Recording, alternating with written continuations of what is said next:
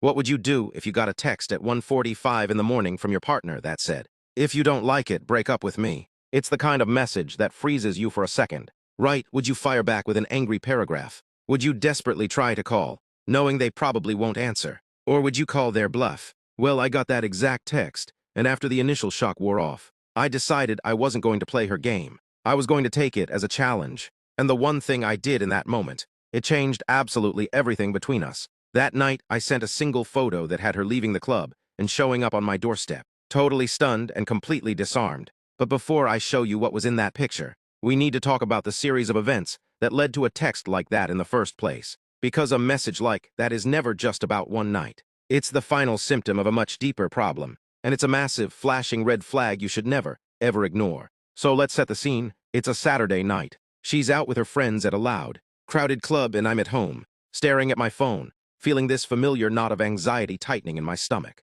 We'd had this conversation before. I had told her calmly that I wasn't comfortable with her being out that late, especially when she had a habit of going radio silent for hours. It wasn't about control. It was about a basic feeling of connection and respect. But there she was, and here I was, just sitting at home, feeling sidelined and waiting. Then at 1:45 a.m., my phone lights up.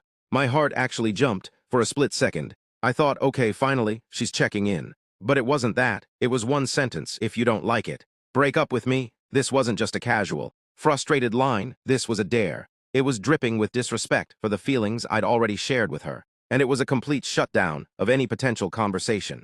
It was her way of saying, my fun is more important than your feelings. And if you have a problem with it, you know where the door is. Honestly, looking back, a text like that is a whole parade of red flags waving in your face. The first and most obvious one is the total lack of respect for boundaries. When you open up and tell someone what makes you feel anxious or disrespected, and they not only ignore it but mock it with a challenge, they are showing you that your feelings don't matter to them. That kind of behavior slowly chips away at trust until there's nothing left. Second, it's a catastrophic communication breakdown.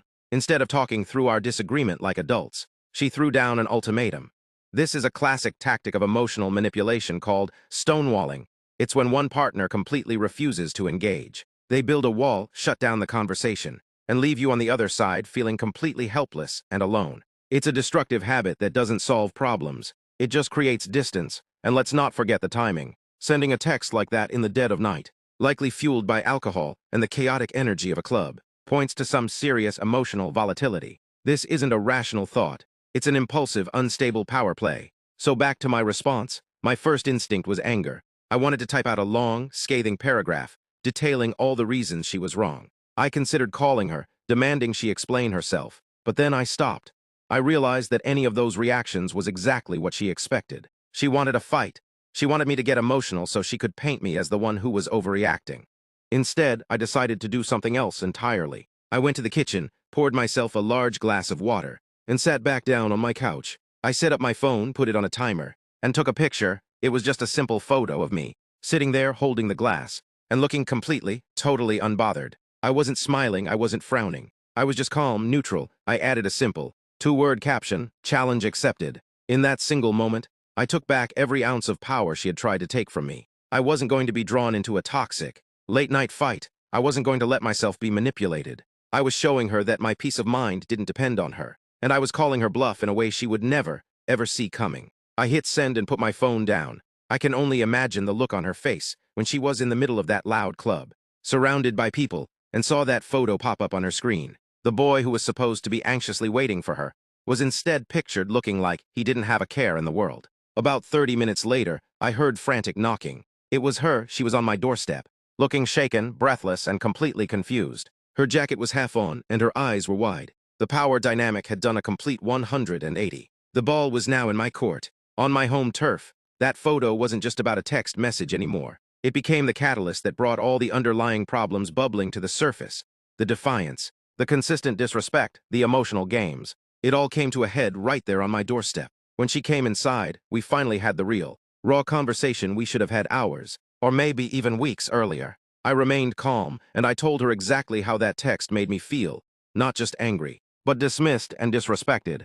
I explained that a partnership, a real one, has to be built on two pillars: mutual respect and open communication. You can't just demand respect. It has to be earned and given freely. And you can't have communication if one person uses ultimatums to silence the other. It was a difficult, deeply uncomfortable conversation. At first, she was defensive, but seeing that I wasn't yelling, that I was just stating the facts of our situation, the walls started to come down. We both had to face the reality that if there was any chance of us moving forward, these huge, destructive patterns had to be dealt with, starting right now. So what's the real takeaway from this experience? First, I learned to see these kinds of gestures for what they really are. A dare to break up isn't just a sign of a bad mood. It's a sign that the foundation of your relationship is cracked. It's a test, and how you respond to it matters. Second, don't be afraid to stand your ground and reclaim your power. Sometimes, the most powerful response isn't loud and angry. Sometimes, it's quiet confidence that shows you will not be emotionally cornered or manipulated. And finally, I learned you must make open,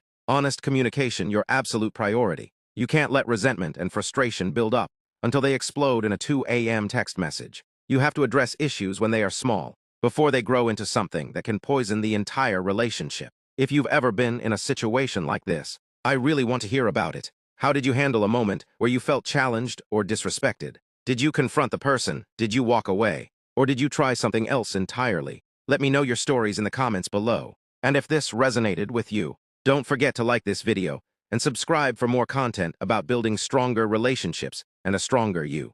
That night taught me a critical lesson about self-respect and the non-negotiable boundaries you need to have in any relationship. It's so easy to get swept up in the emotion and chaos of a fight, but sometimes taking a strategic step back and calmly addressing the real issue is the only path toward a healthier dynamic. So the next time you get a message or a comment that challenges your self-worth, remember, it's not just about the words on the screen. It's about the disrespect hiding underneath them. Stay strong, communicate honestly, and never, ever settle for less than you deserve. Thanks for watching, and I'll see you in the next one.